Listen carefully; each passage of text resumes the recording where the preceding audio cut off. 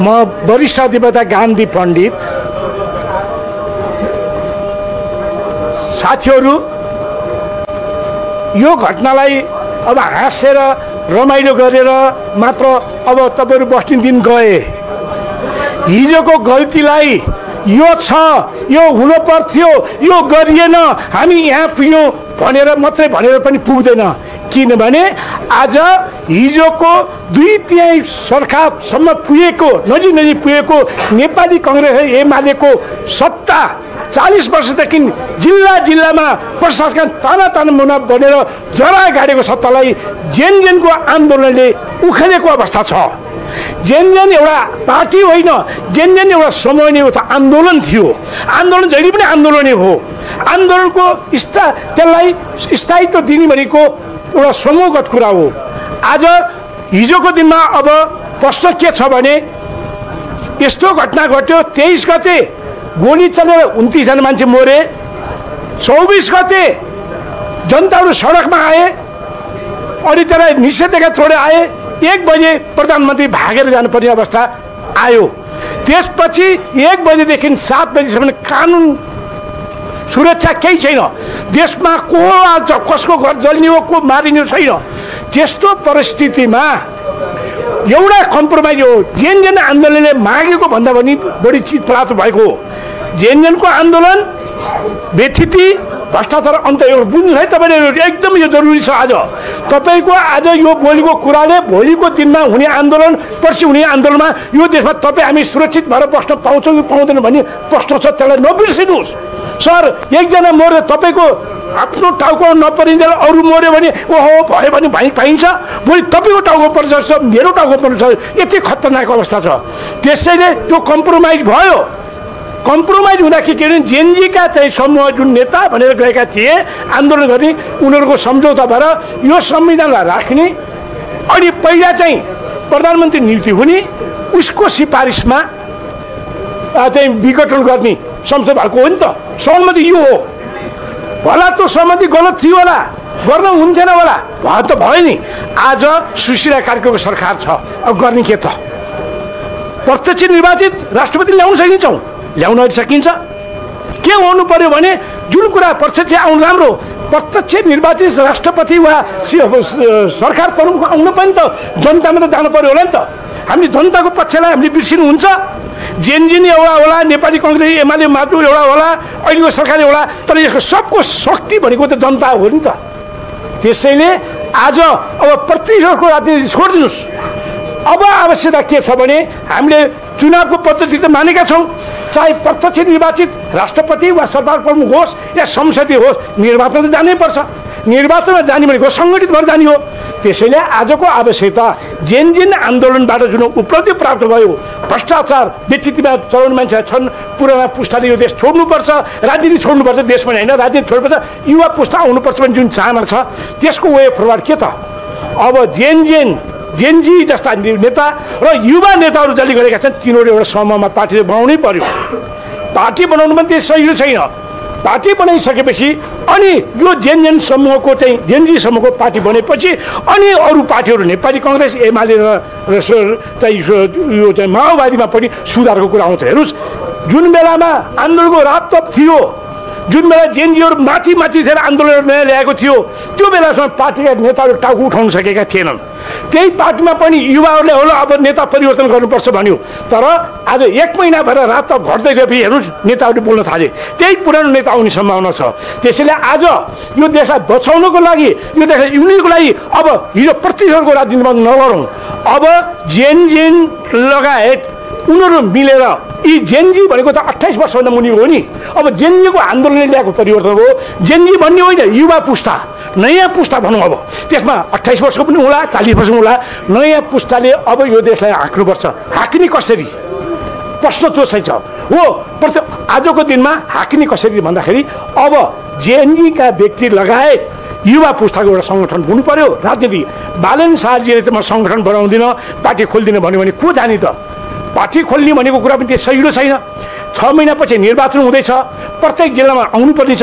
त्यसैले भएका युवा पार्टीहरू छ भने हुनसक्छ राष्ट्रिय स्वतन्त्र पार्टीमा नयाँ रूपान्तर गरेर जाने कि भोलि चाहिँ अब चाहिँ सिके के अरे अर्को चाहिँ व्यक्ति छन् तराईमा भएको सिके राव जस्ता व्यक्ति भन्नु कि अरू को हुन्छ युवा पुस्तालाई चाहिँ यदि हामी समेटेनौँ भने भोलि त चुनाव त समूहगत पार्टीगत रूपबाट हुन्छ यी युवा कहाँ जाने त यदि तपाईँले अल्टरनेट दिनु भएन त यही पुरानो पार्टीले जित्ने हो नि त त्यसैले अब हिजो केपी शर्मा ओलीजीले भनेको हामी राजनीति छोड्दिउँ भन्यो भोलि शेरबहादुरजीले त्यही भन्नुभएको छ भोलि ऊ चाहिँ के अरे हाम्रो प्रचण्डजीले पनि छोडिदिनु भन्नु होला यसलाई च्यालेन्ज गर्ने भनेको अब युवा समूह एकै ठाउँ आउने बालेन शाह हर्क साम्पाङ भनौँ या चाहिँ हाम्रो चाहिँ ऊर्जा मन्त्री भनौँ जो छन् सबै एउटा आएर एउटा चाहिँ बसौँ अब यो देशलाई जे हुनु हिजो भएको जे छ छोडिदिउँ प्लिज तपाईँको मिडियाले अब गलत इन्फर्मेसन नदिनुहोस् यो देश बचाउँ देश बचेन राजनीति हुन्छ देश बचेन नेताको कुरा हुन्छ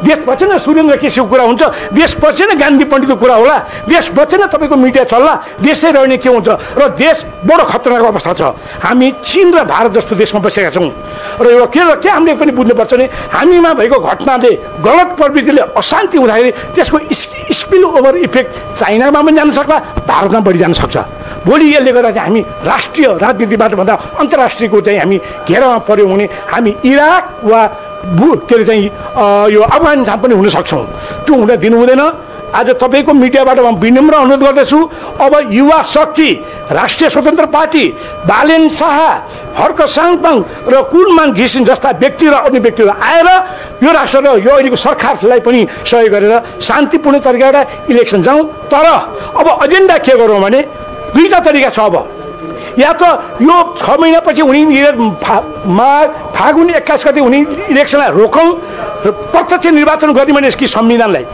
संशोधन गरौँ होइन संविधान ल्याउनु पर्यो भने कि संविधान खारेज गरौँ अन्तिम ल्याउँ यो भन्नु पनि त अहिले कहीँ कहीँ राजनीतिक रूपबाट चाहिँ सहमति हुनु पर्ला नि अब नेपाली कङ्ग्रेस एमाले माओवादी आफै पार्टी गलत होइन नि त्यसका नेता पो गलत हुन् त्यसका कार्यकर्ता धेरै मान्छेहरू बदमास हुनु पार्टी आफै बदमास होइन नि संसारमा कुनै पनि बहुदलीय व्यवस्थामा पार्टी गलत हुँदैन पार्टीका नेता गलत हुन्छन् त्यसैले हामीले पार्टीलाई निषेध गर्न खोजेको होइन त्यहाँ राम्रा मान्छेहरू पनि छन् ती राम्रा भएका युवालाई आउने वातावरण बनाइदिउँ र नेपाली कङ्ग्रेस एमाले भएका पार्टी लगायत यी जेन पुस्ता नयाँ पार्टी बनेर यो देशलाई संविधान संशोधन गर्नु पर्यो भने त्यो पनि सहमतिमा जाउँ होइन हामी चाहिँ अहिले निर्वाचन गरेर भोलिका दिनमा आउँदा ल्याउँ भन्यो भने त्यो पनि जाउँ तर निर्वाचन हुनु संविधान हुनु आवश्यक छ अहिले किनभने अहिले यो संविधान पनि नमान्ने अर्को संविधान पनि फालिदिने भन्यो भने के हुन्छ भने प्रजातन्त्र पनि रहेन तानाशाही व्यवस्था पनि आउनसक्छ हामी तानाशाही व्यवस्था खोजे पनि त होइन नि यो भ्रष्टाचारको अन्त गर्न खोजेको व्यक्तित्व गर्नु खोजेको जनताले देशको विकास गर्न खोजेको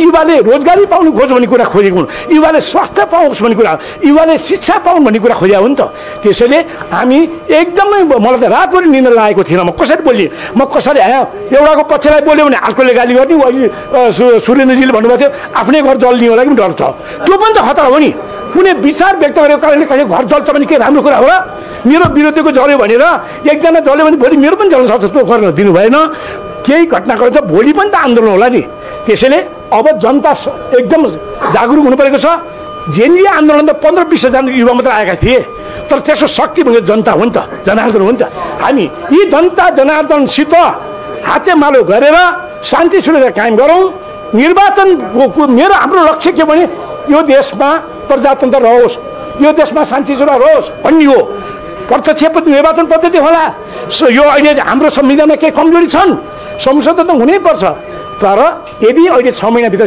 इलेक्सन गराएनौँ भने र भोलि योलाई रोकेर यो संविधान संशोधन गरेको विवादमा पर्यो भने हामी ठुलो भूमर्मा पनि पर्न सक्छौँ कि अब हामीले यो देशको गतिलाई डिरेलबाट रेलमा लानु परेको छ बाटोमा लानु परेको छ त्यसैले अब कसैलाई गाली नगरौँ अब मेरो विनम्र अनुरोध के छ भने यो देशमा यत्रो त्याग गरेका भने पनि ब्याज पनि खाएका नेताहरू छन् केपी शर्मा ओली प्रचण्ड र शेरबहादुरले सहज रूपमा पार्टीगत रूपबाट उहाँले चाहिँ राजनीतिबाट निकास लिनुपर्छ उहाँले नयाँ पुस्ता हस्तान्तरण गर्नुपर्छ बदलावको भाव होइन तर बदलावको भाव होइन भनेर यदि कानुन उल्लङ्घन गरेको छ भ्रष्टाचार कोही तानिन्छ भने कसैलाई पनि छोड्नु चाहिँ हुँदैन तर कसैलाई निषेध गरिन्छ राजनीतिक निषेधको हिसाबले गर्नु भएन कानुनी रूपबाट जो मान्छे दायरामा आउँछ केपी शर्माजी पनि आउनु होला शेरबहादुर प्रचण्डजी आउनु होला अरू पनि आउला ती मान्छे आउनलाई रोकिनु हुँदैन तर त्यो बाहेक प्रतिशतको राजनीतिबाट अब यिनीहरू हिजोका नेता हुन् यसलाई सिद्ध्याउनै पर्छ यिनीहरू गर्नु हुँदैन भन्ने होइन किनभने प्रजातन्त्रमा उनीहरू पनि चुनावमा लड्न आउन सक्छन् तर